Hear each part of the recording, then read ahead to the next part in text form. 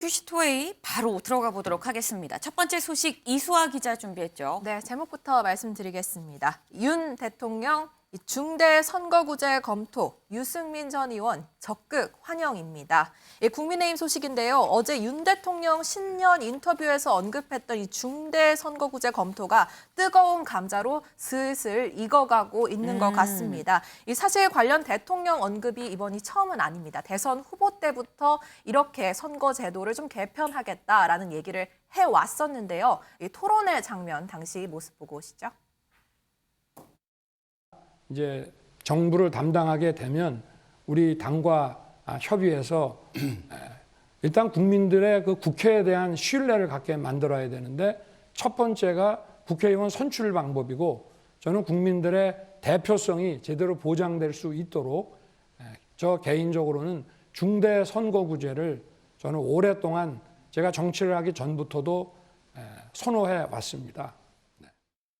네, 중대 선거구제 뭔데 이렇게 난릴까? 좀 쉽게 설명을 드리면요. 우리한테 익숙한 지금 현재의 선거제도가 소선거구제입니다. 하나의 선거구에서 가장 많이 표를 얻은 1등이 지역구를 대표하게 되는 그런 제도라고 볼 수 있죠. 그런데 이 중대 선거구제로 가면 일단 선거구 구획부터 바뀌어야 됩니다. 한 선거구 규모가 일단 훨씬 더 크게 설정이 될 거고요. 그리고 그 선거구에서 뭐 1, 2, 3등 이런 식으로 표를 많이 얻는 후보 다수가 당선자가 모두 돼서 지역구를 다 같이 대표하게 됩니다. 이렇게 되면 사표가 적어지고 뭐 소수 그리고 군소 정당도 의석을 차지할 가능성이 커지지만 그만큼 이 선거 과정이 복잡해지기 때문에 비용이 많이 든다라는 단점이 있습니다.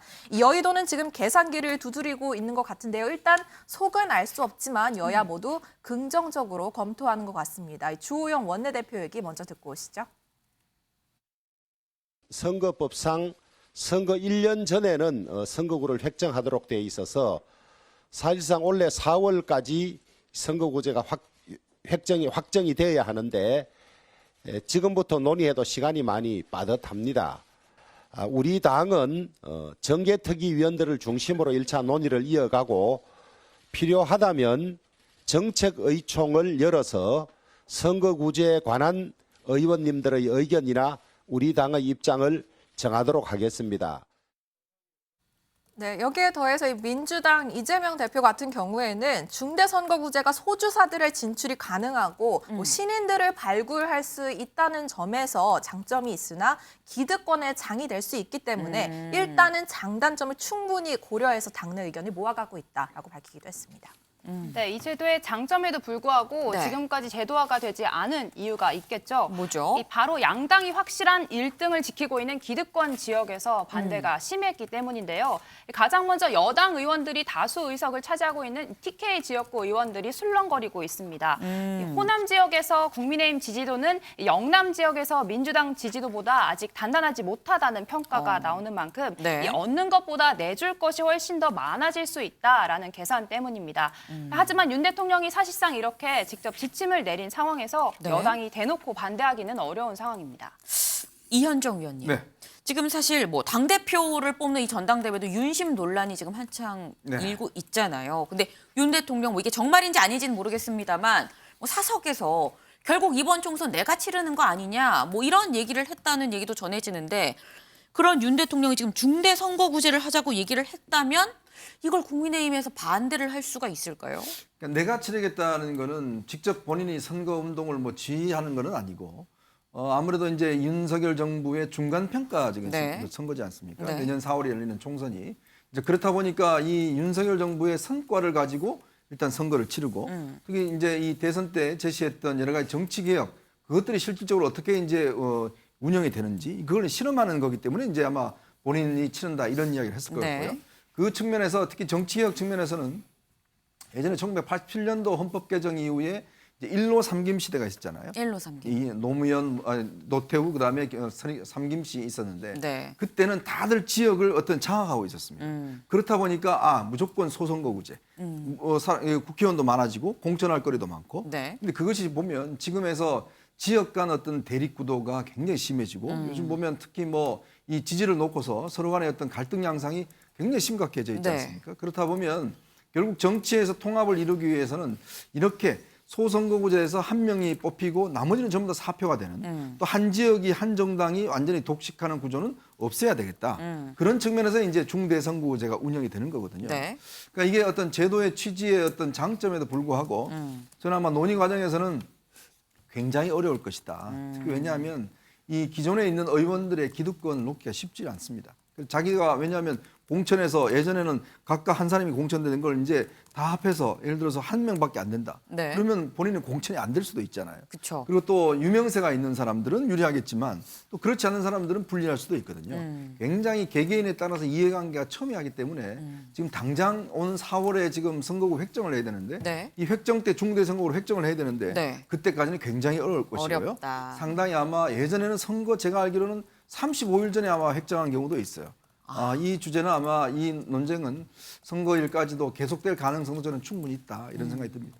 굉장히 좋은 취지일 순 있지만 이게 실제 기득권이 이미 있는 상황에서 논의가 되기에는 쉽지 않다. 이 당장 선거구 획정을 하는 데까지 4월이기 때문에 시간도 좀 부족하다라는 지금 말씀을 주셨는데 그런데 지금 재미있는 점이 있습니다. 윤석열 대통령이 이 말하는 것마다 굉장히 각을 세웠던 한 사람 바로 유승민 전 의원인데 유승민 전 의원이 민지숙 기자 네. 이 중대선거구제에 대해서는 정말 반색을 하고 나섰습니다. 그렇습니다. 이 비윤계 대표 주자인 유 전 의원은 이번엔 적극 환영한다는 입장입니다. 이 진영을 넘어 합의의 정치가 가능해질 것이란 이유였는데요. 이 비윤계인 하태경 의원도 이 필요성에 동의한다는 입장을 밝혔습니다. 그러면서 윤심에 대한 이야기를 덧붙였는데요. 지금 상황에서 반대를 하면 이 비윤이 되는 거다. 이 공천에 영향을 받을 수 있는 상황이라 이 반대하기 어려운 입장이다. 이렇게 설명하기도 했습니다. 하태경 의원 그러면서 이 실제 중대 선거구제로 가면 이 당협위원장의 의미가 퇴색된다 이런 이야기도 했는데요. 네. 직접 듣고 오시죠. 항상 여당은 대통령 마음을 많이 팔죠. 윤심을 파는데 그럼 최근에도 보면은 공천을 뭐 어떤 식으로 할 거다. 이런 뭐 누군 자를 거다. 이런 이게 윤심이다. 이런 이야기도 있잖아요. 네. 근데 다 헛다리 짚은 게 지금 대통령께서는 소선거구제 자체를 뒤엎으려고 하는 거 아닙니까? 그러니까 소선거구제가 중대선거구제로 가면 네. 지금 당협위원장 거의 의미가 없습니다.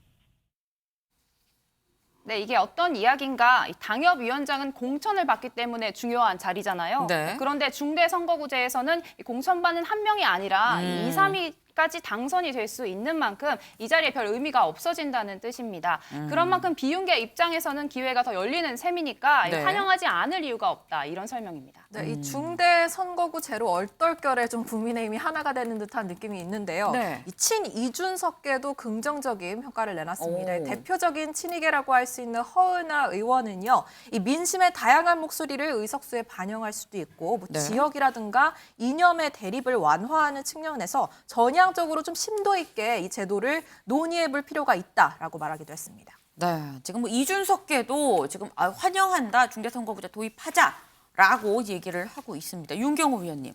그런데 이게 사실 뭐 중대선거구제의 경우에는 뭐 기득권도 저희가 얘기를 했습니다만 인지도 높은 사람이 굉장히 좀 유리하거든요. 근데 그렇다고 하면 단적으로 이준석 전 대표 같은 경우에는 중대선거구제면 당선 가능성이 굉장히 높아지는 거 아닌가요? 뭐 이준석 개인이야 얘기하신 대로 유명도 지명도 대중들에게 많이 알려져 있으니까 네. 꼭 본인의 지역구가 아니어도 뭐 다른 데 가도 이준석을 알잖아요.